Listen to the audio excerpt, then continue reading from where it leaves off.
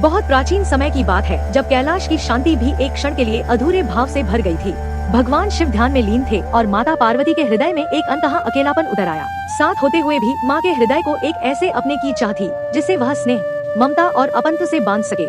एक दिन शिव और पार्वती नंदन वन पहुँचे। वहाँ कल्पवृक्ष अपनी दिव्य आभा के साथ खड़ा था, इच्छाओं को पूर्ण करने वाला, लेकिन केवल शुद्ध हृदय वालों के लिए। माता पार्वती ने आंखें मूंदकर प्रार्थना की, मुझे एक पुत्री चाहिए जो मेरे अकेलेपन को हर ले और संसार में प्रेम व आशा का प्रतीक बने।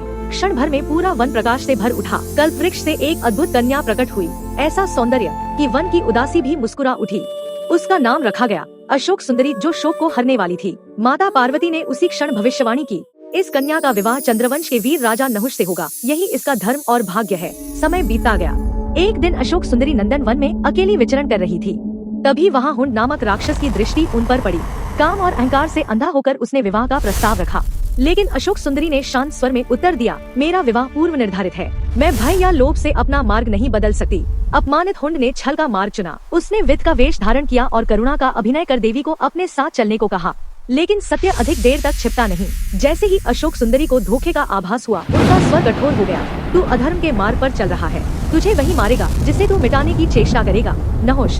यह कहकर वे कैलाश पर्वत चली गई। श्राप से भयभीत हुंड ने नहुष को शिशु अवस्था में ही मारने का षड्यंत्र रचा, पर विधि को कुछ और ही स्वीकार था। एक दासी ने बालक नहुष को बचाया और ऋषि वशिष्ठ के आश्रम पहुँचा दिया।